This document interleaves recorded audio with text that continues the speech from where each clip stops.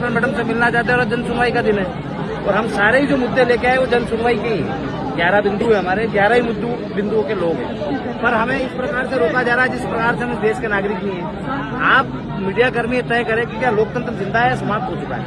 किस प्रकार से एक भ्रष्ट कर्मचारी को बचाने के लिए और इनके जो राजनीतिक संरक्षण वाले जो इनके अन्नदाता हैं उनको बचाने के लिए इस प्रकार से पुलिस बैरिकेडिंग कर रही है। ये पुलिस का काम है बैरिकेडिंग करना, आम लोगों को कलेक्टर मैडम से मिलने से रोकना।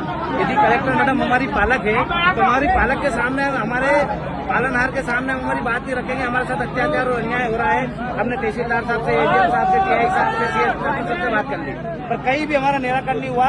तब हमने कलेक्टर ऑफिस का घेराव का रखा और कलेक्टर मैडम से मिलने का रखा। 3 दिन से चर्चा कर रहे हैं कि हम आपको मिला देंगे, 17 को मिला देंगे, 17 को मिला देंगे, और आज आके हमने बैरिकेडिंग कर दी। अभी तो यहीं बैठे हैं भैया, हम तो चाह रहे हैं कि हमारा निराकरण हो जाए, चले जाए। कोई आश्वासन नहीं, बैरिकेडिंग लगा रखी है। चाहते हैं कि ये खुद ही कोई उपद्रव कराए और हमारे ऊपर डाल दे। आप समझना, देख लेना, वो महिलाएं वहां से जाने का प्रयास करी, पर पुलिस जो पुलिस है, पुलिस कर्मी वो महिलाओं को रोक रहा है, तो महिला कर्मी भैया क्या नाटक नोटंकी कर रहे हो यार।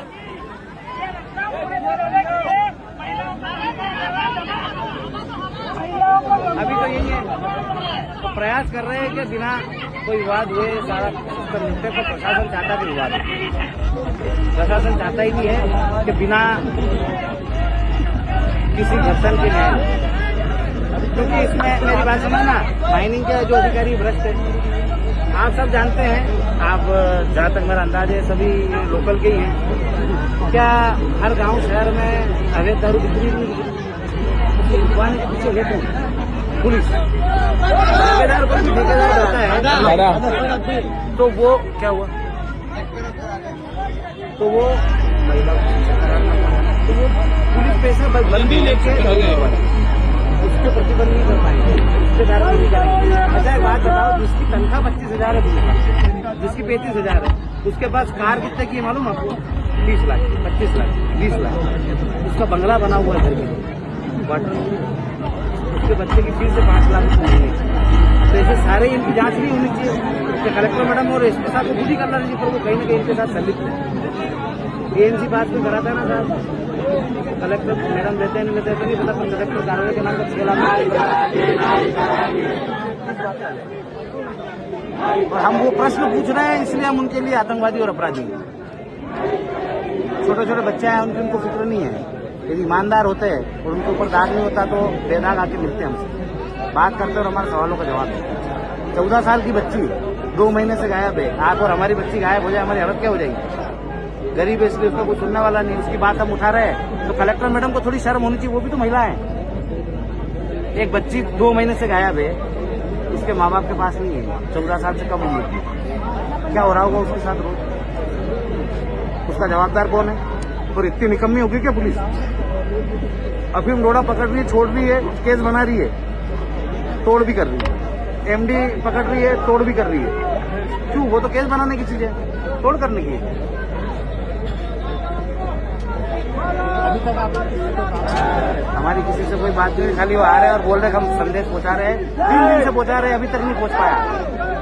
कलेक्टर मैडम को ये सोचना चाहिए कि वो शासक नहीं है, वो तो सेवक है। तो सेवक का शासक जैसा रवैया अच्छा नहीं होता, तानाशाही बर्दाश्त है। उनको ऐसा लग रहा है कि वो एक रियासत के राजा है, और ऐसी रियासत के राजा है जब प्रजा नहीं गुलाम है, तो राजा भी न्याय करता था। उनके वहां भी दरबार लगता था, दरबार से कोई भी व्यक्ति उसके दरबार में जा सकता था। पर आज के जो प्रशासक है वो अंग्रेजों जैसे, ब्रिटिश जैसे है। ब्रिटिश हुकूमत जो थी वैसी हुकूमतें चला, हम उनके लिए आज भी भारतीय हैं, और वही भारतीय जो गुलाम थे। और ये अंग्रेज हैं, और ये अंग्रेजों की पुलिस और अंग्रेजों का प्रशासन है। यदि हमारी बात में थोड़ी भी आपको लगे कि झूठ बोल रहे हैं, तो आप बिंदुवार जितने भी पत्रकार बंधु हैं वो इसको समझना, सोचना, और मैं गलत हूँ मेरे खिलाफ हूँ। यदि ये गलत है तो इनका जो मुखौटा है वो उतारा जाए। मैं झूठ बोल रहा हूँ ना, तो खाली जो ये अपने चांदनी चौक वाला है ना, जो सोना चांदी बेचते हैं, उनसे पूछ लेना, 50 लाख रुपए महीने की बंदी दे रहे हैं सब मिला। और पुलिस कर्मियों की तानाशाही के दबाव में हम खड़े हैं, क्योंकि पुलिस से तो लड़ नहीं सकते ना, हम तो हमारी बात और फरियाद रखने आए हैं। पर यहाँ पुलिस प्रशासन और कलेक्टर महोदय का सामूहिक ये अपराध है कि इनने हमको हमारा रास्ता रोका है कलेक्टर मैडम के पास जाने से। तो इनके ऊपर अपराध पंजीबद्ध भी होना चाहिए और जिन समस्याओं को लेकर हम लड़ रहे हैं उनमें ऐसा लगता है हमको कि हम पीड़ित पक्ष हैं। हमारे साथ हमारे घरों में चोरियां हो रही है, कंजर हमारे यहाँ से बंदी ले रहे हैं, तो कहीं ना कहीं पुलिस प्रशासन और कलेक्टर मैडम के पास भी बंदी जाती होगी तो उनका संरक्षण कर रही है, न कि हमारी बातों को सुन रही है। यदि हमारी बातों को सुना जाता तो अभी तक कंजर पकड़ाते, चोर पकड़ाते, बंदी लेना बंद हो जाती, अवैध शराब की तस्करी बंद हो जाती, ठेके वाले जो दारू बेच रहे हैं गांव-गांव में वो बंद हो जाता। फिर तो सारे बंदी लेके चला रहे हैं, सब एक दूसरे के हिस्सेदार हैं। यदि कहीं 34 बनता है तो उसमें वहाँ के एक पुलिसकर्मी का भी नाम होना चाहिए, क्योंकि कहीं ना कहीं वो बीट की बंदी वो भी ले रहा है उधर 34 बन रहा है। तो